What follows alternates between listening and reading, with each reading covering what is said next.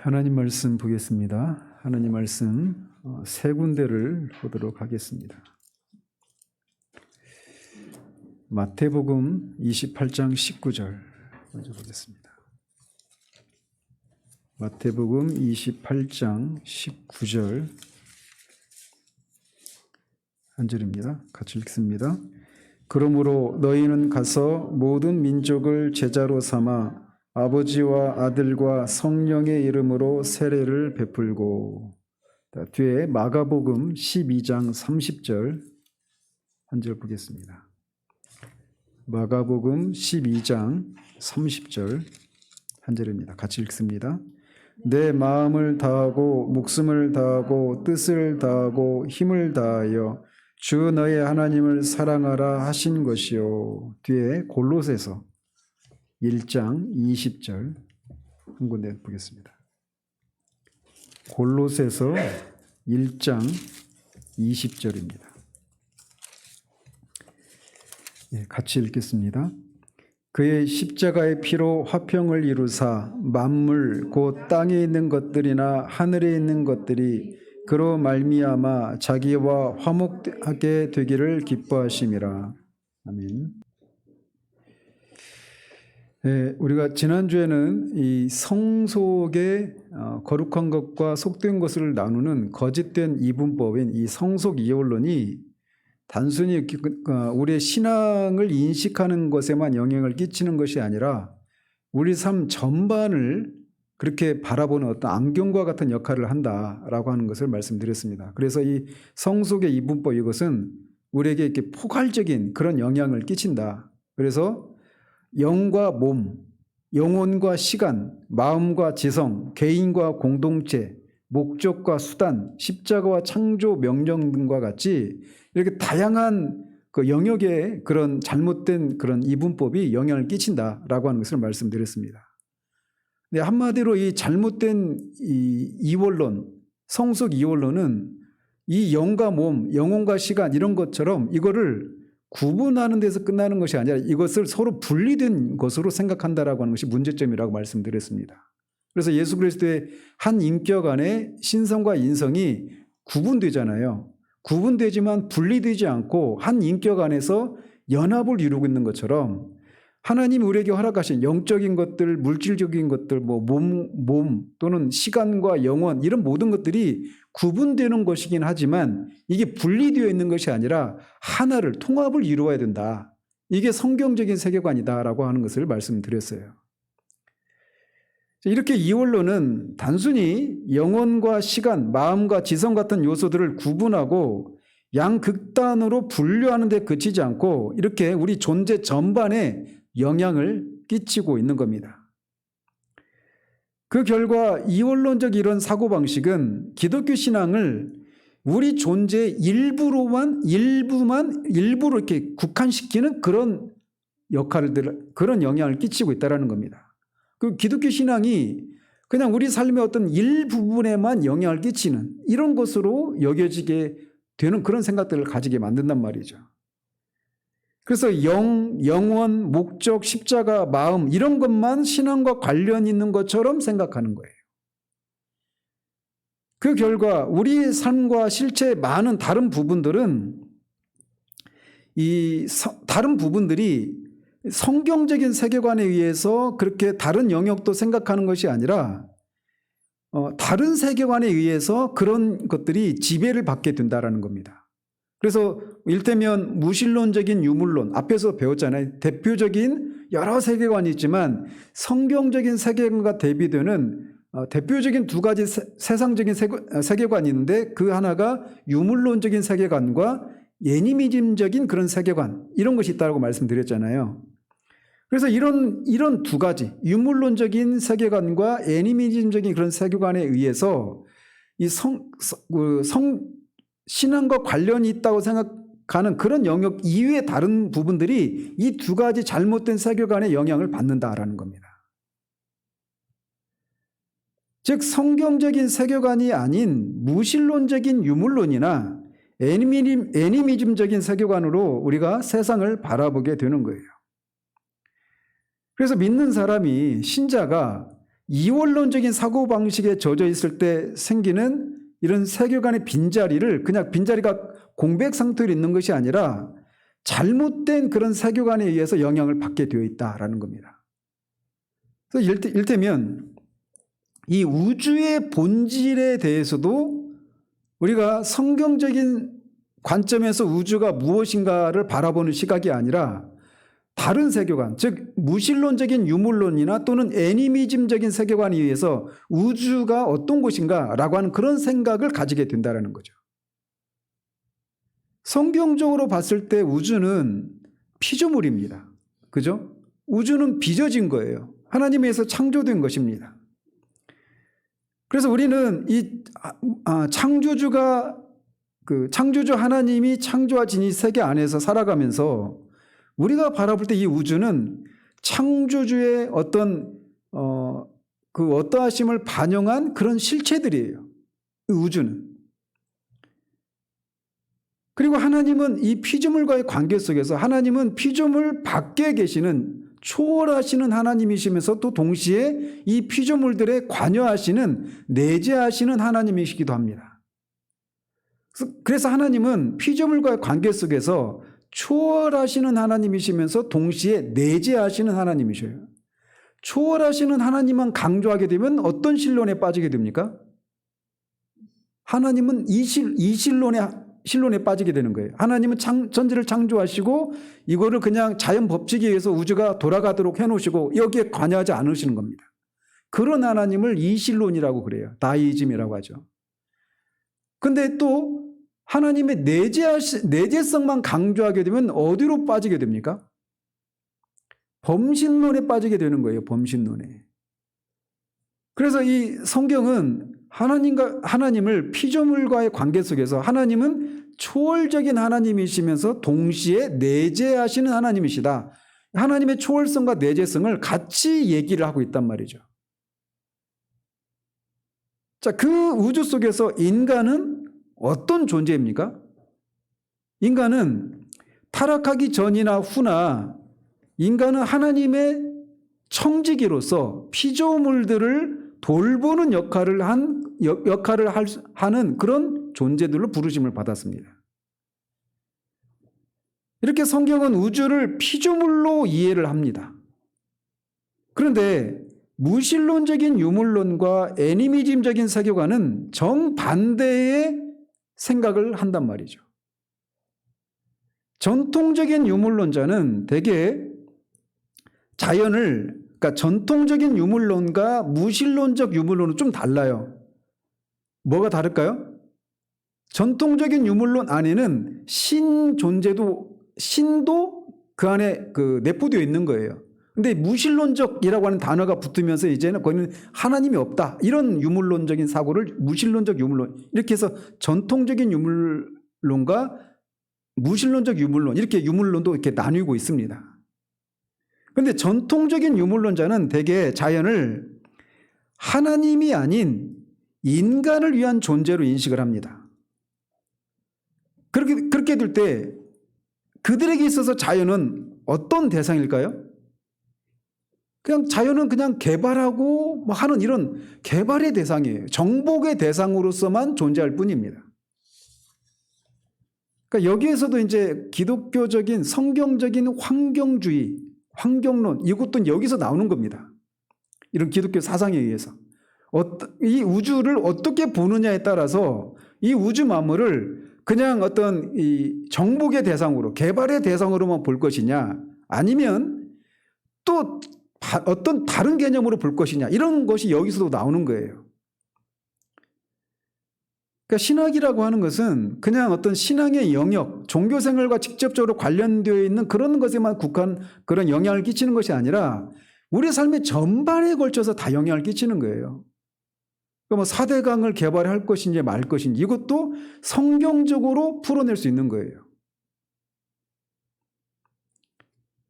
저는 4대강 반대하는 사람입니다. 근데 전통적인 유물론은 우주를 인간을 위한 그런 존재로만 보고 인간의 유익을 위해서 개발하고 하는 이런 대상으로만 보는 거예요. 채굴하고 개발하는 그런 대상으로만 보는 겁니다. 이에 비해서 오늘날 이런 세상이 우세하죠. 아마존 삼림이나 이런 것들이 엄청나게 지금 없어지고 있잖아요. 뭐 땅콩 재배한다든지 커피를 재배한다든지 또는 광산 자물들을 광물을 채굴한다든지 이런 목적으로 무분별하게 개발하면서 난개발을 하면서 거기서 빚어지는 많은 폐해들이 있죠. 이런 것들을 배후에 보면 세계를 어떻게 바라보는가라고 하는 사상이 그런 것으로 이어지고 있는 거예요. 그런데 일부 애니미즘 세계관에서는, 제가 또 일부라고 하는 이 저자가 이 말을 쓰고 있는 것은 애니미즘적인 사고를 갖고 있는 사람들 중에 모든 사람이 같은 생각을 가지는 것은 아니다라고 하는 면에서 이 부사를 쓰고 있는 겁니다. 그러니까 애니미즘은 뭐라고 그랬어요? 모든 만물에 정령이 있다. 정령 숭배라고 생각하시면 돼요. 그러니까 산에는 산신령이 있고 강에는 강을 섬기는 어떤 신이 있고 모든 만물이 다 어떤 영이 깃들어 있다. 이런 것입니다. 그러니까 영이 깃들어 있으니까 그거를 개발할 수 있을 엄두를 낼까요? 개발을 못하는 겁니다. 우리나라에도 막 옛날에 뭐 성황당이며 그런 어떤 지역들을 어떤 신성시하거나 이렇게 하면서 그 어떤 개발을 못하게 하는 이런 것들이 있었잖아요. 그죠? 그러니까 이런 사상들은 주로 이제 동양의 이런 사상에 이런 개념들이 많이 들어있죠.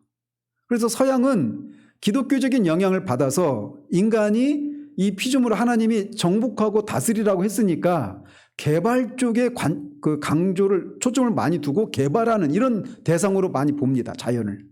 이에 비해서 동양은 어때요? 그냥 그 자연을 즐기고 그 안에서 우리도 그 자연의 일부가 되어서 그 자연과 함께 어우러지면서 살아가는 거예요. 그래서 노자 사상이 그런 거죠. 그래서 이 애니미즘의 이 세계관에 의하면 이 자연은 개발의 대상이 아니다. 이런 생각들을 가지게 됩니다. 그래서 서양은 확실히 그런 문명이 더 발전을 했고 이 동양이 뒤처졌던 것도 이런 것에서부터 기인한다 이렇게 볼 수가 있어요. 그런데 일반적으로 애니미즘적인 세계관은 그런 생각을 가지고 있는데 일부 애니미즘 세계관에서는 세상을 마야로 봅니다. 마야가 허상이라고 하는 거예요. 허상. 그래서 자연 세계는 그냥 스쳐 지나가기 때문에 전혀 중요하지 않다고 보는 그런 세계관입니다. 그러니까 이 애니미즘적인 세계관에 의하면 이 자연은, 이 세상은 개발의 대상이 아닌 거예요. 그런데 요즘은 이제 애니미즘 신봉자와 현대 서구의 신이교도들이 애니미즘적인 그런 세계관을 가지고 있으면 자연은 개발의 대상이 아니라 어떤 대상일까요? 숭배의 대상이 되는 겁니다. 그런데 이제 오늘날 서구의 전통적인 유물론은 자연을 그냥 개발의 대상으로, 정복의 대상으로만 보는 그 생각이 우세했는데 이제 이 서구에도 이런 동양 사상이 들어가면서 신이교도적인 그런 사상이 들어가면서 애니미즘 그런 것과 같이 그렇게 자연을 숭배의 대상으로 보는 시각들이 우세해져 가고 있다는 거죠. 이렇게 우주를 바라보는 시각에 있어서도 성경적인 세계관이 자리를 비우면 유물론적인 세계관이나 애니미즘적인 세계관에 의해서 그 우주를 바라보는, 그래서 우주를 어떤 대상으로 바라보는지가 결정이 된다는 거죠. 그리고 또 인류에 대해서도 그래요. 인간에 대한 이해에 있어서도 성경적인 세계관과 애니미즘적인 또는 유물론적인 세계관으로 인간을 바라보는 게 서로 다릅니다. 그래서 성경에 따르면 하나님은 인간을 창조하실 때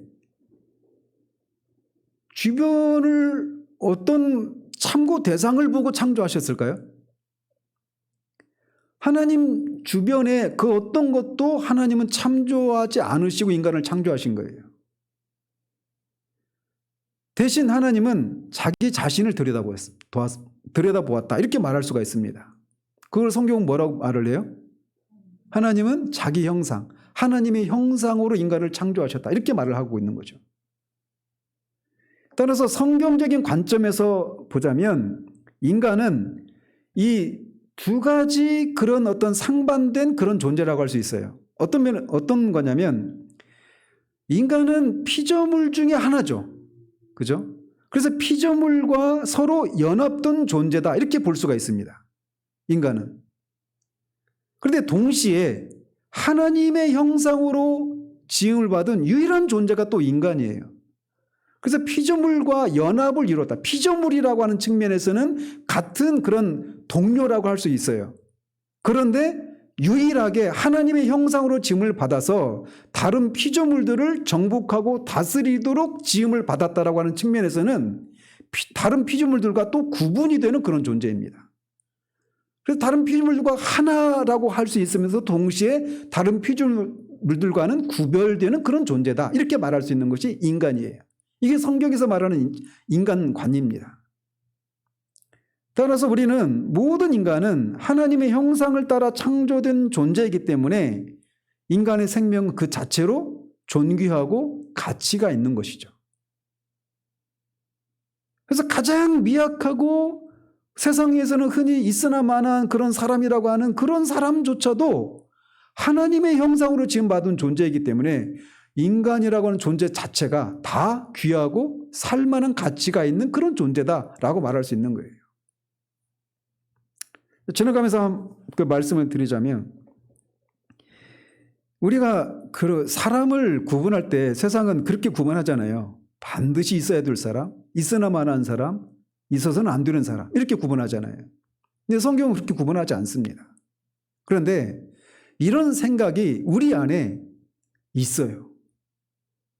그래서 정말 이를테면 어떤 생산적인 그런 삶을 살아내지 못하는 그런 사람들 있잖아요.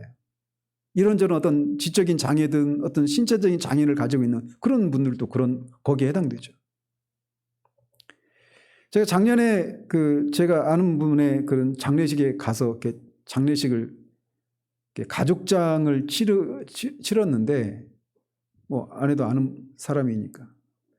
근데 장애를 가진 분이 돌아가셨어요. 61세인가? 환갑이 된 나이에 선천적인 그런 장애를 가지고 태어나가지고 60년 동안 그렇게 그냥 뭐 대소변 다 그렇게 다 받아줘야 되고 한 번도 뭐 말도 못하고 그냥 그렇게 살다가 간 거예요. 근데 그런 장례식에 가면 굉장히 좀 막 우울하고 어떤 슬픔이 있고 막 그러잖아요. 좀 고통스럽고. 근데 그때 제가 주신 마음이 그래요. 그러니까 제가 그 장례식 본문이 디모데후서 4장이었습니다. 내가 달려갈 길을 다 마치고 주님께로 이제 그 의의 면류관을 쓰기 위해서 주님께로 달려간다라고 하는. 근데 그분은 한 번도 달려본 적이 없습니다. 그러니까 물리적으로도 계속 집에만 움직이지 못하니까. 더더군다나 주님을 위해서 믿음의 선한 싸움을 싸우고 달려갔다. 내 달려갈 길을 다 달려갔다. 말을 할 수가 없어요. 한 번도 교회 가본 적도 없고 신앙을 고백한 적도 없으니까. 근데 그 본문을 가지고 이렇게 말씀을 전하면서 하나님이 때로는 우리는 있잖아요. 우리의 생각은 뭔가 활동적이고 뭔가 어떤 생산적인 어떤 그런 업적과 그런 결과물들을 내야 그래도 주님을 위해서 뭔가 살았다 이렇게 말한단 말이에요. 그렇지 않아요? 근데 그분은 거기에 해당이 안 돼요. 볼 때. 그런데 아세요?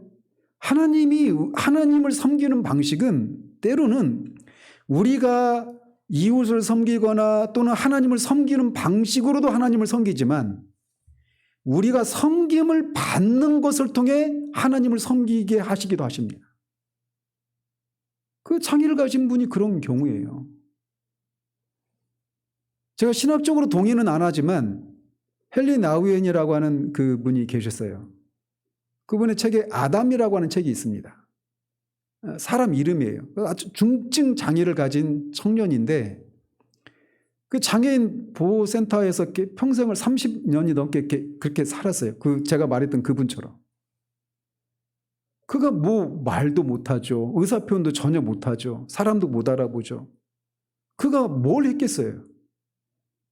근데 놀라운 건 그를 섬기러 이제 장애인 봉사 단체니까 자원봉사자들이 있을 거 아니에요.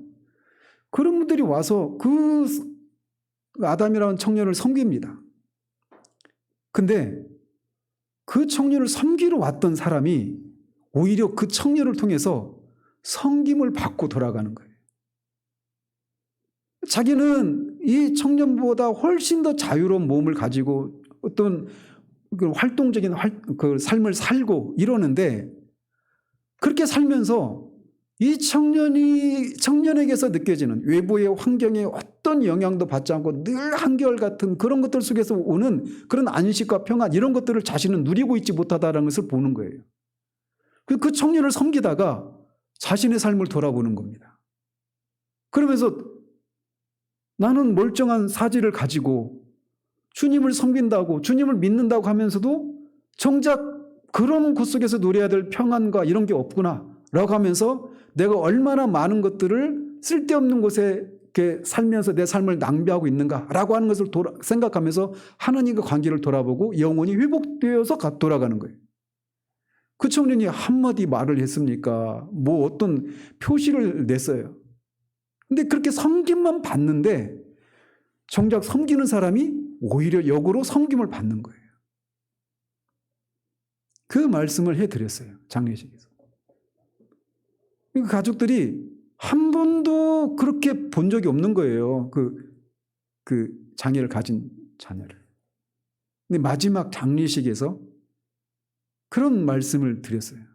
가족들이 위로를 많이 받았던 모양이에요. 인간은 우리가 가진 이 세계관에 의하면 그런 인간은 차라리 나지 않았으면 말은 꺼내지 못해도 이런 생각이 우리 안에 있다고요. 그런데 그렇지 않습니다. 하나님의 형상으로 지음받은 모든 인간은 다 존재의 의미가 있고 하나님 보시기에 꽃입니다.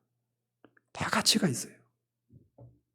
인간의 가치는 하나님의 형상으로 빚어졌다라고 하는 것, 거기에서 나오는 겁니다. 이게 성경적인 세계관입니다. 그런데 무신론적인 유물론에 따르면 인간은 어떤 존재예요? 동물입니다. 동물. 그죠? 인간은 동물이에요. 최상위에 있는 동물이죠. 가장 진화된 동물이죠.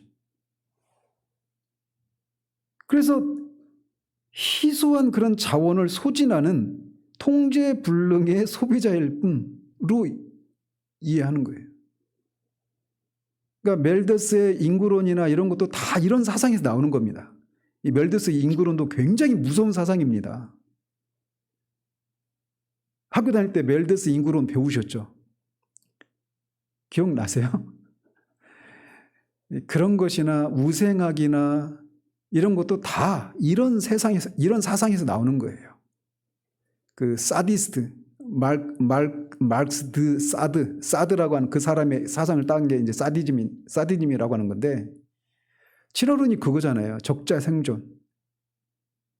그러니까 거기에서, 그러니까 장애인들은 사라져야 될 존재죠.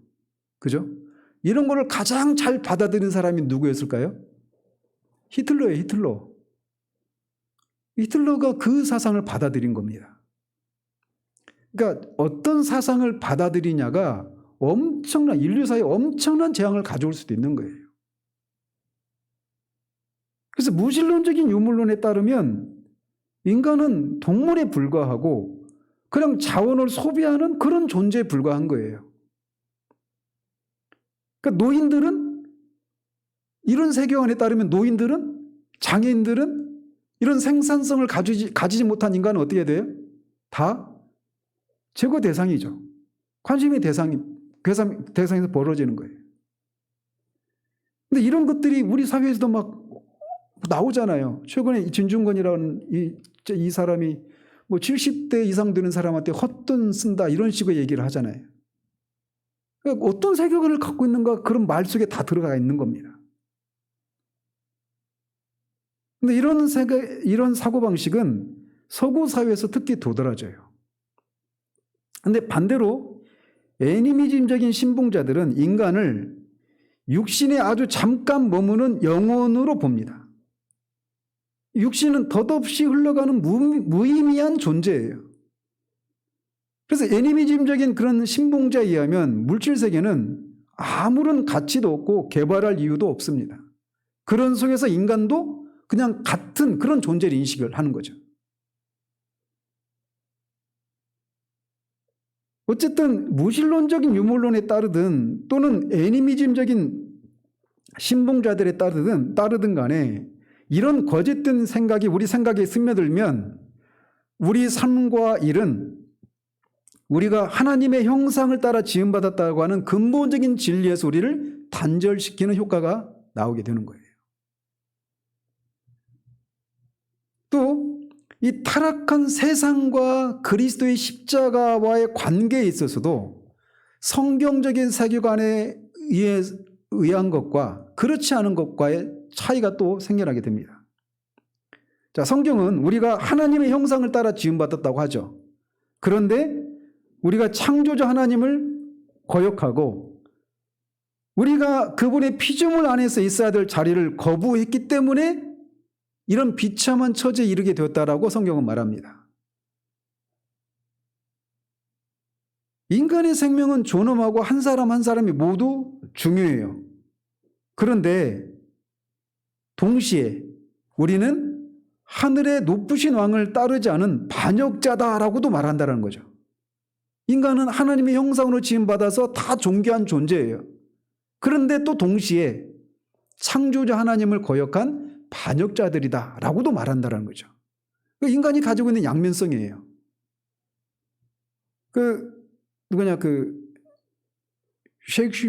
셰익스피어.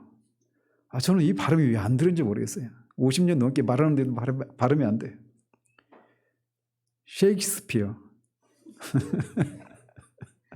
여러분도 이제 오염돼가지고 여러분 발음 못할 거래요. 거기서도 얘기하잖아요. 인간의 그 양면성. 하나님의 형상으로 지음받은 존재로서의 그런 고귀함을 가지면서 또 동시에 타락의 결과로 말미암아 망가져 있는 인간의 비참함.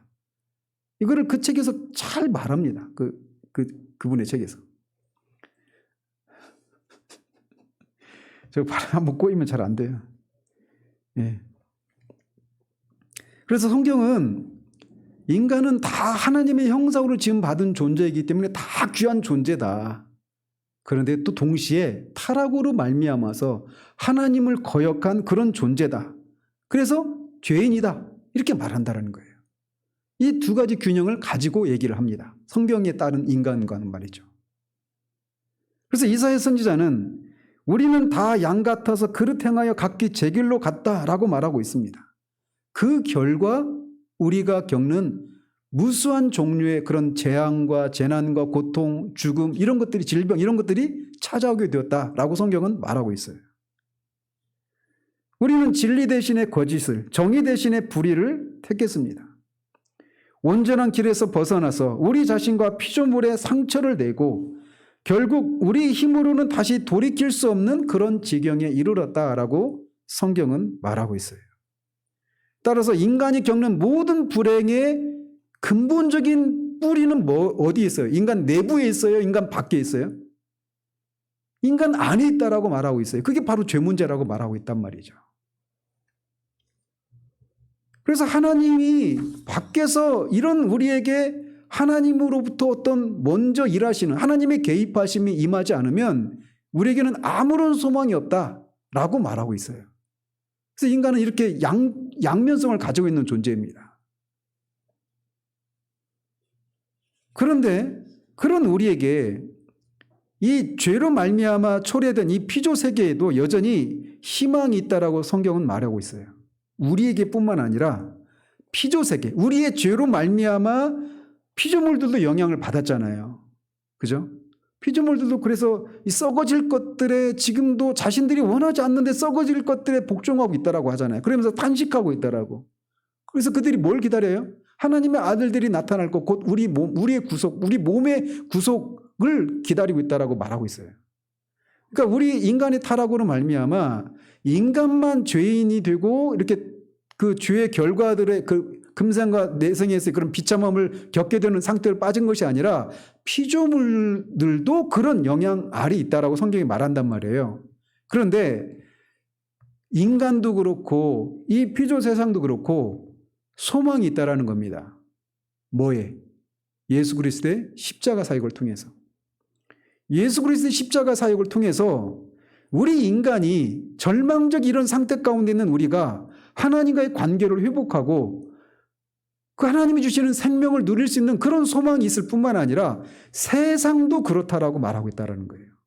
오늘 우리가 읽은 본문 중에 어떤 본문이 그걸 말하고 있어요? 세 가지 본문 중에 골로새서 1장 20절이 그걸 말하고 있는 거예요. 땅에 있는 것과 하늘에 있는 모든 것이 그리스도를 통해서 하나님 안에 화목을 이루게 하시기를 원한다라고 말씀하고 있어요. 그러니까 그리스도의 십자가 사역이 죄인들을 구원하는 데서 그치는 것이 아니라 죄로 인해서 그렇게 탄식하고 있는 이 피조 세상도 그리스도 안에서 하나님과 화목을 이룰 수 있는 그런 일을 십자가를 통해서 하셨다라고 말하고 있단 말이에요. 그러니까 앞에서도 말했죠. 지난주에도 그리스도의 십자가는 그냥 우리의 구원, 우리 인간을 구원하는 그런 죄에서 끝나는 것이 아니라고 하는 거.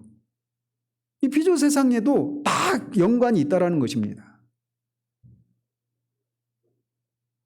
그래서 성경은 이렇게 세상이 타락했고 그 세상도 그리스도의 십자가가 필요하다 이렇게 말을 하고 있어요. 다른 측면에서 보자면 말이죠. 그런데 무신론적인 유물론은 전제가 이렇습니다. 어떤 절대적인 우리가 따라야 할 도덕적인 틀이라고 하는 것은 없다. 이거는 이제 실존주의자들은 뭐라고 말합니까? 본질은 없다라는 겁니다. 실존주의 철학은 한마디로 실존이 본질에 앞선다. 이게 실존주의 철학이에요. 그러니까 본질은 뭐냐면 인간이라면 마땅히 이러이러해야 돼 라고 하는 그런 기준, 이걸 본질이라고 할 수 있어요. 그러니까 성도의 본질이 있어요, 없어요? 있죠. 그 본질이 어디 있어요? 말씀에 있죠. 왜 말씀에 있어요? 이 말씀이 누구의 말씀입니까? 하나님의 말씀이에요. 그러니까 하나님, 절대자이신 하나님이 계시기 때문에 그분의 뜻이 담겨있는, 그분의 뜻인, 담겨있다는 말 표현보다는 그분의 뜻인 말씀이 성도들의 본질이에요. 성도들의 본질일 뿐만 아니라 인간의 본질이기도 합니다. 그러니까 절대적인 마땅히 따라야 될 규범, 도덕적인 틀, 이런 것이 있다. 이게 성경의 입장인데 무신론적인 유물론에 따르면 그런 도덕적인 틀이라고 하는 것은 없다라는 겁니다. 이게 전제, 그때 출발선이 거기입니다. 그거를 니체는 뭐라고 말을 했냐? 신은 죽었다 이렇게 표현하는 거예요. 절대자이신 신이 죽었으니까 이제 어떻게 해야 돼요? 우리가 마땅히 따라야 될 그런 기준이, 절대선 이런 게 사라져버리니까 어떻게 돼요? 이제 우리가 각자가 하나님이 되어서 우리가 원하는 대로, 우리가 바라는 대로 살아가는 거예요. 이거를 사사기에서는 당시에 왕이 없으므로 사람이 다 자기 속에는 옳은 대로 행했다 이렇게 말을 하는 것이고, 이거의 최초의 사건이 뭐예요? 이것을 드러내는 최초의 사건이 선악을 알게 하는 나무 열매를 따먹은 사건이 그거잖아요. 하나님이 선이고 하나님이 악이라고 정하시는 것을 따라서 그 순종하며 살아야 되는데, 내가 선과 악을 아는 일에 나도 하나님같이 되겠다. 다른 말로 말하면 내가 하나님이 되겠다라는 선언이에요. 선악을 알게 한 나무의 사건, 그 나무 열매에 따먹은 사건 말이죠. 그러니까 반역인 거예요. 피조물이 하나님이 되려고 했으니까. 피조물이 창조주가 되겠다고 한 사건이니까. 어마어마한 사건인 겁니다. 그래서 무신론적인 유물론에 따르면 도덕적인 틀이란 존재하지 않는다 이렇게 역설을 합니다. 그러면서 또 모순적으로 인간은 선하다라고 주장해요. 그런데 그런데 보세요. 인간이 선하고 도덕적인 틀이라고 하는 건 없는데 현실은 어때요? 이 세상에 많은 모순이 있고 고난이 있고 재앙이 있잖아요. 선한 인간들이 모여 사는 세상에 왜 이렇게 악이 많고 이런 모순들이 있을까? 이거에 대한 설명을 무신론적인 유물론 세계관을 가진 사람은 어떻게 설명하느냐? 인간 내부에서 찾지 않고, 왜? 인간은 선하니까. 성경적인 입장에 따라 인간은 타락한 죄인이다. 여기에서 문제의 원인을 찾지 않고 세상에 이런 악과 이런 재난, 고난 이런 존재하는 이유가 외부에서 찾는 겁니다. 인간 외부, 즉 환경에서 찾는 거예요. 이거를 이 문명적인 그런 용어로 사용한다면 그런 부패한 제도가 문제다라는 겁니다. 프랑스 혁명 때 그런 구제도의 모순을 혁파하고 새로운 그런 가치관들을 성립해 나가잖아요. 그런 이제 앙시앙 레짐이라고 하거든요. 그러니까 에이션트 레짐이라고 영어로는 그렇게 말하는데 프랑스어로는 앙시앙 레짐이라고 이렇게 읽는데요. 그런 구제도의 모순들을 혁파하고 교육을 통해서 외부 환경을 개선하면 이 세상에 존재하는 각종 그런 모순과 부조리와 불의와 이런 것들을 더 나은 세상으로 바꿀 수 있다라는 것이 무신론적인 유물론을 가진 사람들의 생각이에요. 그러니까 성경은 혁명을 지지할까요? 지지하지 않을까요? 혁명의 그 뿌리에는 모든 기존에 존재하는 질서와 규범과 이런 타부 이런 것들은 다 깨는 거예요. 그거를 붙들고 있으면 고리타분하고 시대에 뒤떨어진 것이고 이런 생각을 갖는 겁니다. 나중에 그 토이스토리 3번 뭐라고 해야죠? 토이스토리 3편 토이스토리 3편 꼭 한번 읽어보세요. 거기서 정확하게 이걸 그리고 있어요. 그 남자 주인공 그 인형은 본질에 충실한 그런 삶을 살아가는 사람입니다. 인형은 그 어린 소녀가 창조주 역할을 하는 거예요. 그 주인을 기쁘게 해주는 것이 인형의 본질이다, 본분이다. 그래서 그런 삶에 충실한 삶을 살려고 하는 존재로 그려지고 있습니다. 그런데 그 여자 인형이 있는데, 그 여자 주인공 인형이 있는데, 그 주인공은 그거를 부인합니다. 그래서 내가 원하는 대로 자유롭게 살아가는 거예요. 인간의 그런 매이지 않고. 다른 말로 말하면 창조주에 매이지 않고. 다른 말로 말하면 본질에 매이지 않고. 내 실존, 내가 실제 존재하는 지금 내가 원하는 것, 내가 보기에 선한 것, 나한테 유익한 것, 이것을 따라서 그냥 살아가는 거예요. 근데 그리기를 어떻게 그렸느냐? 그 남자 주인공을 멋지게 그렸을까요? 여자 주인공을 멋지게 그렸을까요? 여자 주인공을 굉장히 멋진 인형으로 그립니다. 이게 실존주의예요. 그 모르고 보면 막 우리도 모르게 그 여자의 삶을 동경해요. 그러니까 이런 문화의 형태로 이런 세상적인 세계관들이 우리도 모르게 아이들이 보는 영화잖아요. 그런 것을 통해서 이렇게 들어오는 겁니다. 그걸 보고 자라면 어떻게 되겠어요? 그런 세계관으로 우리도 모르게 그런 세계관은 형성되어 버리는 겁니다. 그래서 제가 지금 막 자꾸 옆으로 가가지고 지금 여기 없는 얘기들을 하고 있는 건데, 아무튼 무신론적인 유물론은 문제의 뿌리를 이렇게 인간 내부가 아닌 인간 외부, 즉 환경에서 찾아요. 부패한 제도가 문제라는 거죠. 그래서 구조를 개선하면 원래 인간은 선한 존재니까 인간이 가진 그 선이 꽃을 피우게 될 것이다. 그리고 유물론에 따르면 타락이라고 하는 개념이 있을까요? 타락이란 개념도 없습니다. 당연히 구원이란 개념도 없겠죠. 교육을 통해서 인간과 문화는 완벽해질 수 있다. 이게 무신론적인 유물론을 가진 사람들의 생각들입니다. 그런데 역사의 현실은 이것이 틀렸다라고 하는 것을 보여주죠. 1차, 2차 세계대전, 또 캄보디아의 그런 킬링필드라고 하죠. 그런 데서의 대학살, 르완다, 90년대 일어난 겁니다. 90년대 후치족, 투치족 이 두 종족 간에 300만이 넘는 사람들이 학살 사건이 일어났었죠. 90년대에 유고슬라비아 공화국이 해체되는 과정 가운데서 엄청난 인종 학살이 있었죠.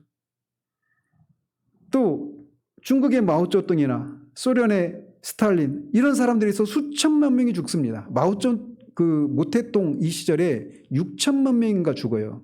기아로. 그거 잘 안 알려져 있죠. 근데 그런 일이 일어났어요.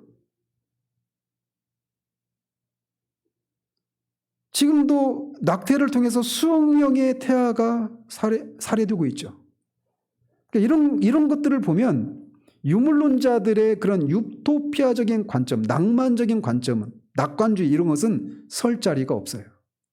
인간을 교육해서 외부 환경을 개선해주면 인간의 그 타고난 선이 꽃을 피울 것이다. 그래서 이 세상이 유토피아가 될 것이다. 이게 그들이 가지고 있는 거잖아요. 북한이 지상 낙원을 꿈꾸잖아요. 지상 낙원, 그게 유토피아예요. 근데 결과는 정반대로 가고 있죠. 인간에 대한 이해를 어떻게 가지고 있느냐에 따라서 이렇게까지 나가는 겁니다. 또 애니미즘적인 그런 사고에 의하면 애니미즘의 신들은 천연덕스럽게 악을 저지르고 변덕을 부리는 존재입니다.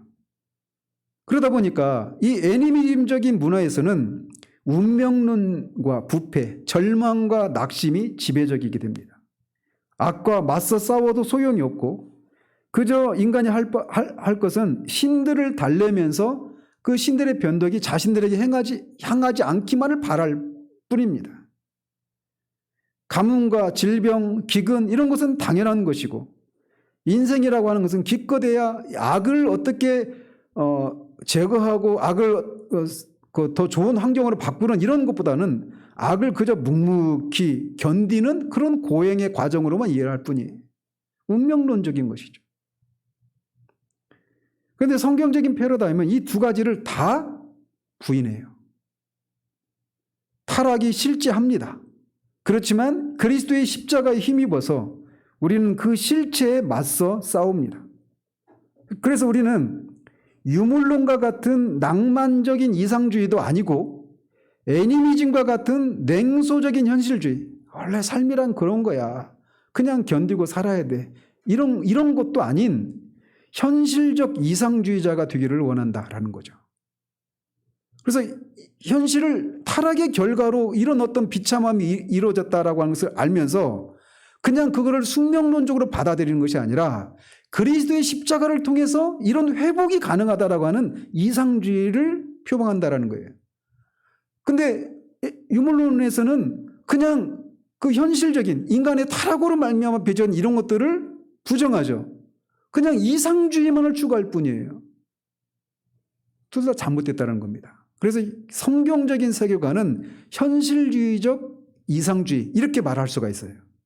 죄로 인한 현실을 그대로 직면하면서 그것으로 그냥 이게 운명이다, 숙명이다 하면서 받아들이고 사는 것이 아니라 애니미즘처럼 그거를 그리스도의 십자가를 통해서 극복해내는 거, 이게 성경적인 세계관이라는 거예요.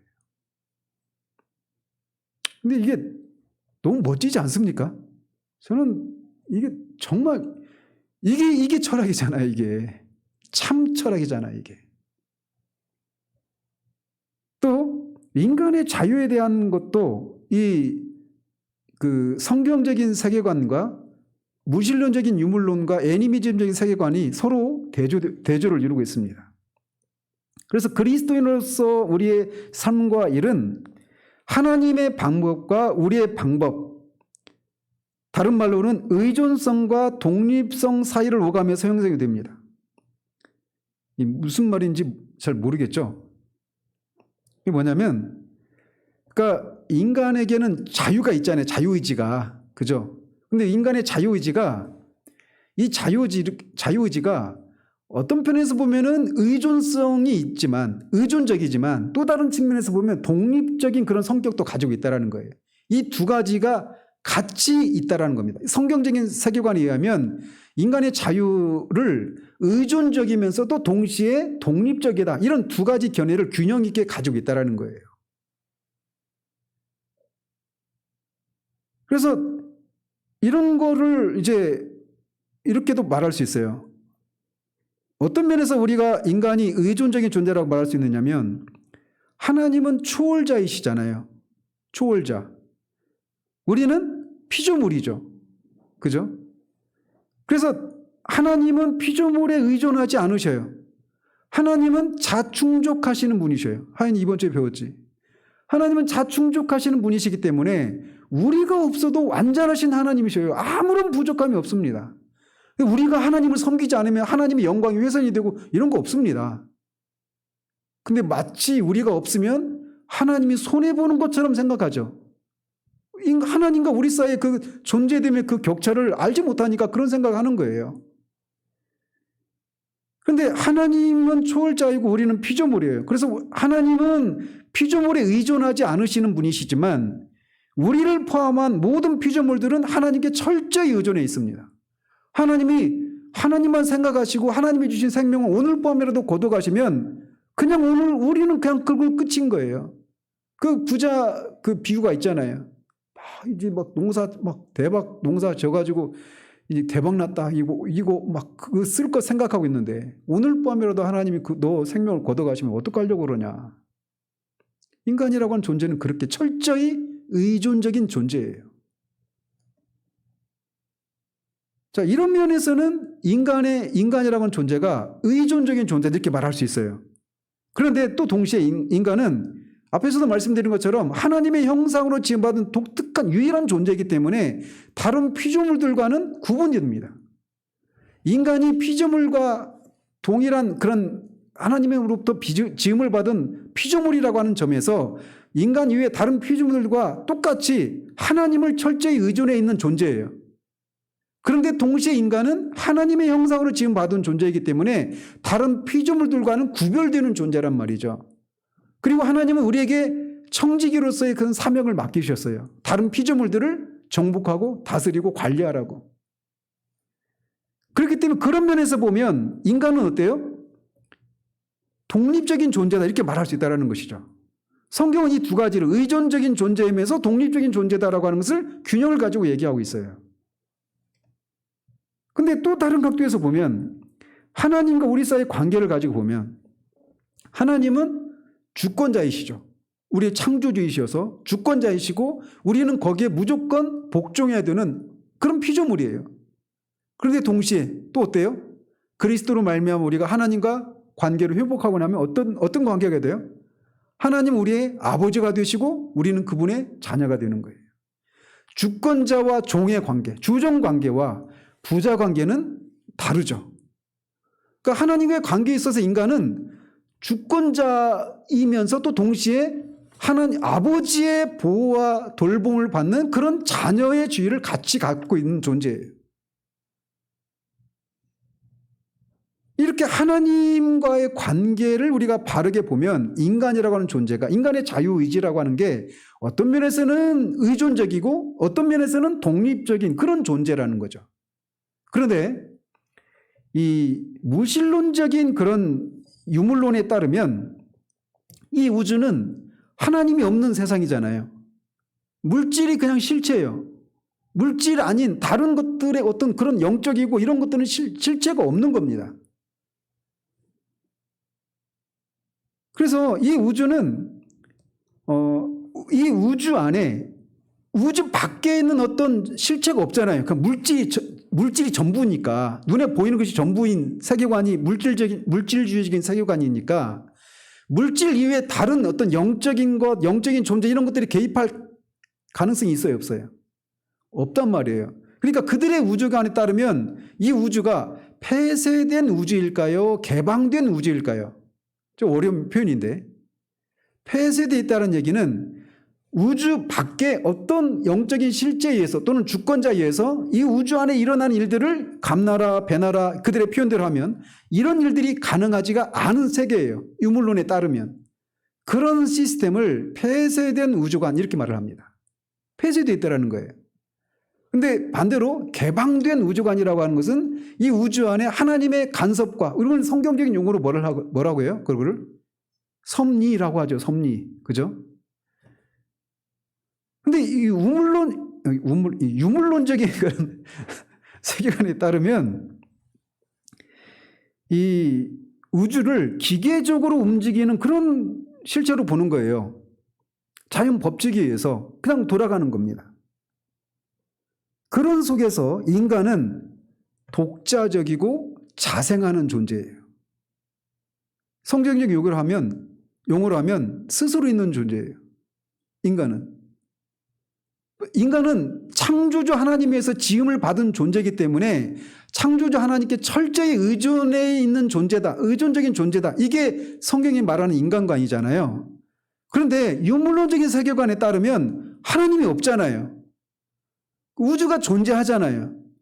거기에 존재하는 인간은 그러니까 다른 것에 의해서 의존해서 그렇게 살아가는 존재가 아니라 스스로 자생하는 존재다. 이게 그들이 가진 세계관이란 말이에요. 그래서 유물론의 세계관을 따르면 우리의 삶과 일을 실제와는 완전히 다른 그런 관점으로 보게 되는 겁니다. 먼저 우리 자신을 어떻게 보느냐? 우리는 주체적인 존재예요. 그죠? 지난주에도 말씀드렸잖아요. 주체사상. 주체사상, 그거를 실존주의가 무엇인가를 알며 있잖아요. 성경적인 세계관이 무엇인가를 알지 모른 채 실존주의를 접하면 왜 서구가 니체에 그렇게 열광할까요? 왜 특히 지식인들이 니체에 열광하잖아요. 아세요? 지식인들은 니체에 열광한대요. 근데 왜 그러느냐면 아까 만화 영화?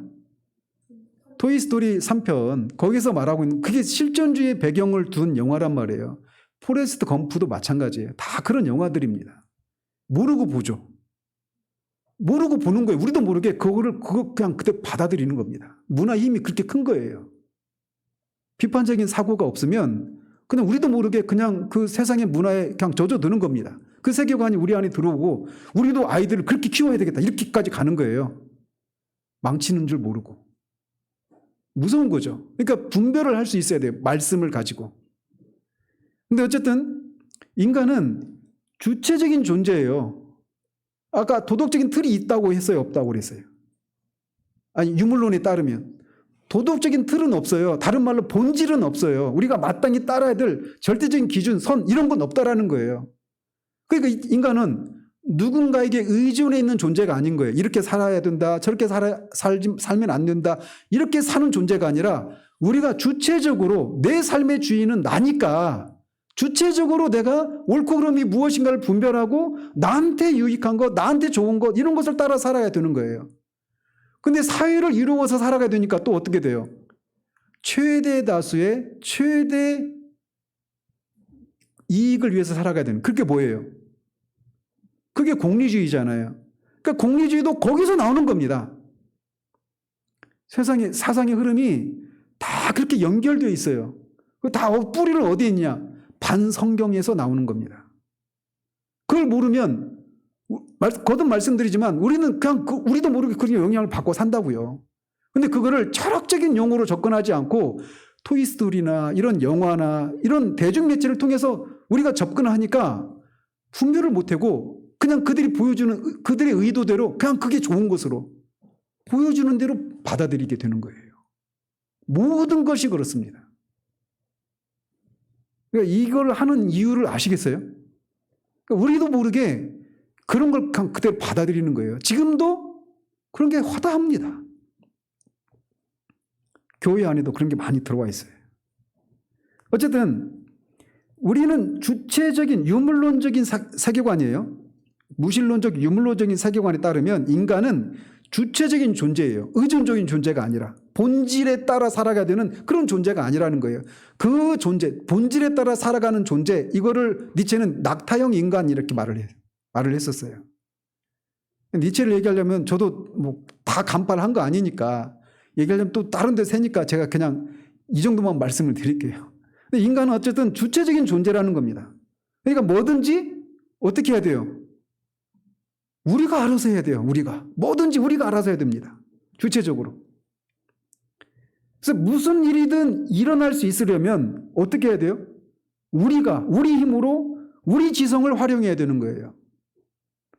즉 우리의 삶과 우리 이 세상을 움직일 능력이 어디에 있어요? 누구에게 있어요? 우리에게 있는 겁니다. 우리에게.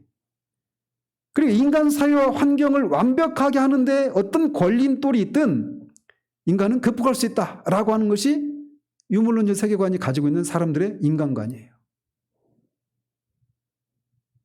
동시에 인간이 이렇게 온전한 자율성을 갖추었고 인간보다 더 높은 권위나 도덕적인 창조주에게서 나오는 도덕률도 없어요. 그렇기 때문에 우리가 어떤 행동을 하든 그 행동으로 빚어진 결과에 대해서 우리가 누군가에게 책임을 질 필요가 있을까요? 없을까요? 없어요. 무책임한 인간이 되는 거죠. 그게 자기 소견에 오른 대로 사는 세상이 그 사사기에서 그리고 있는 세상의 모습인 거예요. 해 아래 새 것이 없습니다. 실존주의가 18세기, 19세기 거치면서 이렇게 나왔는데 이미 있었던 것이 다시 다른 형태로 나타날 뿐이에요. 성경을 알면 다 그런 것들이 통찰해낼 수 있는 거죠. 이런 의미에서 보면 무신론적 유물론의 사고는 인류를 아주 강력하고 자율적인 존재다 이렇게 말을 해요. 그러면서 동시에 책임감에 얽매이지 않는 존재라고 하는 것까지 이어져 나간다는 것이죠. 다른 한편으로는 이 폐쇄된 우주가 자연의 인과관계, 즉 자연 법칙에 따라서 움직인다고 가정하기 때문에 유물론은 아이러니하게도 어떤 결과로 이어지느냐면, 자, 유물론이 인간이 자율적인 존재라고 그랬잖아요. 주체적인 존재이기 때문에 우리 힘과 우리 능력, 우리 지성으로 환경을 개선하고 더 나은 세상을 만들 수 있다. 우리가 해야 된다. 그러면서 또 결과는 우리가 스스로 그 옳고 그름을 분별하고 그런 어떤 행동을 한 것이기 때문에 그것에 대해서 누구에게도 책임을 지지 않는 그런 존재다. 이렇게 말을 하고 있어요. 그런데 한편으로 또 한편에는 어떤 모순이 또 있느냐면 그들이 가지고 있는 이 우주관은 폐쇄된 우주관이라고 그랬잖아요. 그래서 이 우주가 자연 법칙에 의해서 움직여가는 기계적인 세상이라는 거예요. 그러니까 한편이 보면 인간이 아무리 용을 써도 결국 어떻게 돼요? 이 기계의 한 일부여서 그냥 우주가 돌아가는 대로 그냥 돌아갈 뿐이라는 겁니다. 그러니까 한편에서는 인간이 주체적인 존재여서 인간의 힘과 능력을 가지고 이 세상을 변혁시키고 내 개인도 변혁시킬 수 있다 이렇게 말을 해요. 그러면서도 동시에 우주가 폐쇄된 우주이기 때문에 이 우주는 기본적으로 기계적인 방식으로 움직여가는 세상이에요. 그 속에서 인간은 그 기계의 흐름을 막아설 수 없는 그냥 기계가 흘러가는 대로 그냥 거기서 살아가야 될 그런 존재인 거예요. 그게 뭐예요? 또? 이 운명론이잖아요. 그러니까 운명론과는 출발점이 다르지만 애니미즘과 똑같은 그 종착역에 도착하는 거예요. 인간에 대한 이 잘못된 생각을 가지고 있으면 출발선은 다를지 모르지만 종착역은 똑같은 종착역에 도착한다는 겁니다. 그런데 성경은 인간은 한편에서는 의존적인 존재이면서 또 한편에서는 독립적인 존재라고 말하고 있단 말이에요. 그러니까 현실적인 이상주의. 이게 성경적인 세계관이 인간을 바라보는 세상, 그 세계관이. 그리고 세상을 바라보는 것도 성경은 그런 관점을 가지고 있단 말이죠. 재밌죠? 이 재밌기를 바래요. 재밌는 걸 넘어서서 우리도 모르게 지금 이 세상이 그런 세계관에 의해서 우리가 영향을 받고 있다라는 거. 그리고 더더군다나 우리 아이들이 자라가는 세대 아이들이 이런 세계관의 영향을 받고 있다라고 하는 거. 여기에서 우리가 그런 아이들의 정신을, 영혼을 지키기 위해서 우리가 얼마나 말씀으로 준비되고 그 말씀으로 그런 것들을 분별하고 할 수 있는 그런 것들이 필요한가라고 하는 것을 우리가 또 봐야 되는 것이죠. 그래서 그리스도인은 하나님의 주권과 인간의 자유를 믿습니다. 이걸 어떻게 조화시키느냐? 우리는 몰라요. 하나님의 주권과 인간의 책임, 이거를 신학적인 아주 큰 주제잖아요. 궁극적으로는 이것을 우리는 다 조화를 못 시킵니다. 대표적인 게 뭐예요? 예정론이잖아요. 하나님이 영원전에 택하셨어요. 그런데 구원받을 자와 구원받지 못할 자들을 하나님이 이중 작정을 하셨단 말이에요. 영혼 속에서. 인간이 구원받을 사람은 어떻게 살아도 구원받고, 구원받지 못할 사람은 아무리 구원받으려고 노력을 해도 구원에 이르지 못하고, 이렇게 받아들이잖아요. 그게 운명론이잖아요. 그죠? 근데 성경은 이 두 가지를 같이 말해요. 근데 이거를 어떻게 조화를 시키냐고요. 운명론도 아니고, 인간의 책임만을 강조하지도 않고, 인간의 책임도 강조하면서 하나님의 주권도 강조한단 말이에요. 근데 그게 성경적인 세계관이에요. 그래서 그리스도인 우리는 하나님의 주권과 인간의 자유를 믿습니다. 그래서 인간은 의존적인 동시이면서 독립적인 인간이라는 겁니다. 그러다 보니까 삶과 일의 목적을 찾는 것이 의미가 있을까요, 없을까요? 만약에 인간이 그냥 철저히 주어진 그런 운명에 따라 살아가는 그런 존재이다라고 하는 것을 산다면, 그런 생각을 갖고 있다라면 삶의 삶과 일에 대한 의미가 있을까, 의미를 찾는 것이 의미가 있을까요, 없을까요? 없어요. 그런데 성경은 이 두 가지를 같이 말하기 때문에 독립적이면서 또 의존적인 존재라고 하는 것을 말하고 있기 때문에 우리는 우리의 삶과 일에 대한 의미를 찾을 수 있다라고 하는 것을 말해주고 있는 거예요. 최정기 집사님이 인간이 어디서 왔는가? 그 얘기는 결국 나는 누구이고 나는 무엇을 위해서 살아가야 되는가? 내가 어떤 삶을 살아갈 때 나는 진정한 만족과 유익을 누리며 살아가는가? 이 문제와 다 직결된 아주 총체적인 그런 원초적인 근본적인 질문이거든요. 성경은 이렇게 인간의 존재를 이렇게 설명한다고요. 하나님의 형상으로 지음받은. 그래서 철저히 하나님께 의존적인 그런 존재. 그리고 그 존재 자체로 존귀한 그런 존재. 그러면서 또 동시에 타락으로 인해서 그렇게 하나님을 거역한 그런 죄인이라고 말을 하는 거예요. 그래서 인간은 삶과 일의 목적을 찾는다라고 하는 점에서 다른 피조물과 구분이 되는 존재입니다. 우리는 타락으로 말미암아 깨진 인류와 자연의 관계를 회복시키는 화목의 대사로 섬기도록 부름을 받았어요. 그러니까 우리가 영혼 구원을 위해서만 부름을 받은 것이 아니라 이 세상, 그리스도의 십자가를 통해서 땅에 있는 것과 하늘에 있는 것을 하나님과 화목시키도록 하기 위해서 우리가 부름을 받았다라는 겁니다. 그러니까 거룩한 영역, 영적인 영역에만 우리가 부르심을 받은 것이 아니라 영적이지 않은 그런 삶의 영역, 이것도 역시 하나님의 통치 현실이 드러나야 되는 그런 삶의 영역이라고 하는 그런 것을 드러내도록 우리가 부르심을 받았다라는 거예요. 그래서 이 성속 이원론, 이게 철저히 성경적이지 않은 세계관이라고 하는 것을 우리가 알아야 된다라는 것이죠. 그래서 하나님은 그분의 피조물을 움직이는 원칙의 틀 안에서 우리가 거룩한 결정을 내릴 수 있도록 우리에게 능력을 부여하셨다는 거예요. 그러니까 이거를 아무리 좋은 예화를 가지고 설명을 해도 100% 만족시킬 만한 예화는 없어요. 근데 제가 이제 제 나름으로 생각한 게 우리가 제 로망 중에 하나가 몽고 초원과 호주에서 별을 보는 거예요.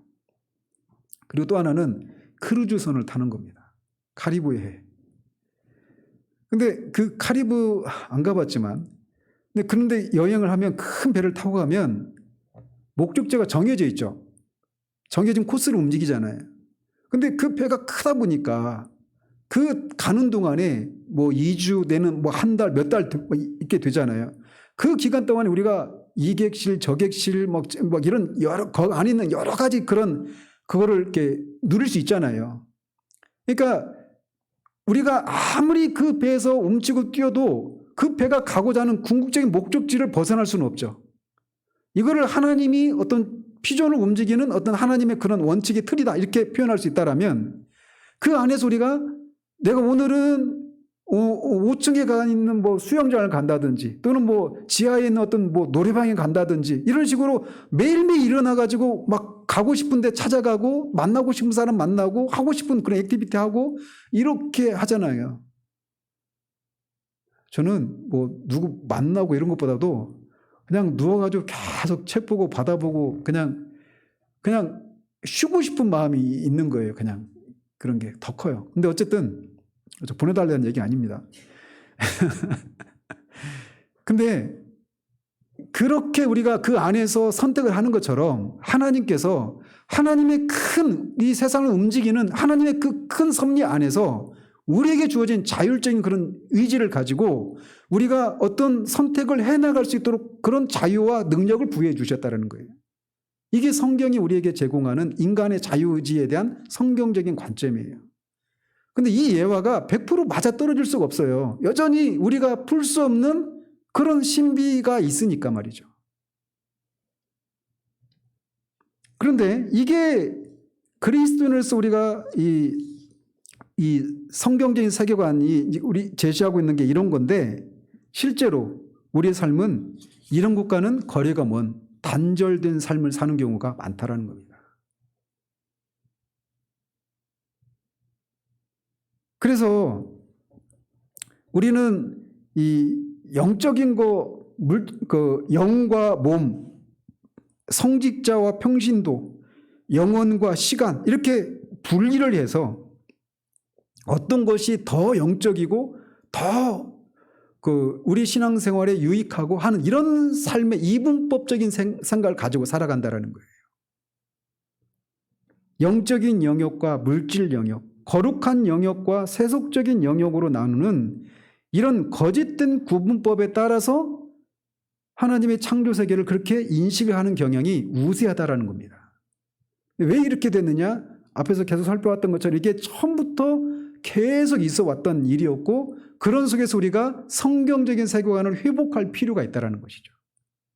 그래서 이제 다음 주부터는 이 예수님이 하나님의 나라라고 부르시는 그런 실제 참된 본질을 우리가 이제 살펴볼 거예요. 그래서 예수님이 하나님 나라에 대해서 들려주시는 말씀에 귀를 기울여서 이런 거짓된 패러다임 너머에 하나님이 우리를 위해서 창조하신 실체를 향해서 우리가 이제 한 걸음씩 나가려고 하는 겁니다. 그래서 우리는 어떤 시각으로 이 창조 세계를 통합된 그런 세계관으로 세상을 보는지, 그러니까 종교적인 일과 관련된 일만 거룩하고 하나님께 의미가 있고 우리 인생에 가치가 있고 이런 게 아니라 다른 영역, 우리가 물질 영역이라고 부르는 또는 세속적인 영역이라고 부르는 그것도 역시 우리를 통해서 하나님의 통치가 나타나야 되는 그런 영역이라고 하는 것. 그런 속에서 우리는 어떻게 살아야 되는가? 이런 것들을 이제 하나씩 구체적으로 배워가기 시작할 겁니다. 기도하겠습니다. 하나님 아버지, 이 거룩한 것과 세속적인 것을 구분하는 잘못된 이 이분법이 우리의 삶에 어떻게 영향을 끼치고 있는지, 이 우주를, 인간을, 이 세상을 어떤 관점으로 바라보게 하는지를 우리가 지난 2주에 걸쳐서 살폈습니다. 하나님, 우리에게 진리의 빛을 더욱더 밝히 보여주셔서 우리도 모르게 이 세상이 얼마나 잘못된 이런 이분법적인 사고에 의해서 우리가 이 세상을 바라보고 있는지를 볼 수 있도록 도와주시옵소서. 그래서 하나님이 우리에게 배설하신 그런 만찬을 우리가 제대로 누리지 못한 채 신앙생활을 지극히 영적인 것 안에만 그렇게 가둬놓고 살고 있는 그런 삶을 우리가 뛰어넘어서 모든 삶의 영역에서 그런 하나님의 통치가 드러나도록 하기 위해 우리의 삶을 그렇게 열고 뛰쳐나가 그렇게 하나님의 통치를 드러내며 살아가는 우리들 될 수 있도록 도와주시기를 원합니다. 예수 그리스도 이름으로 기도합니다. 아멘.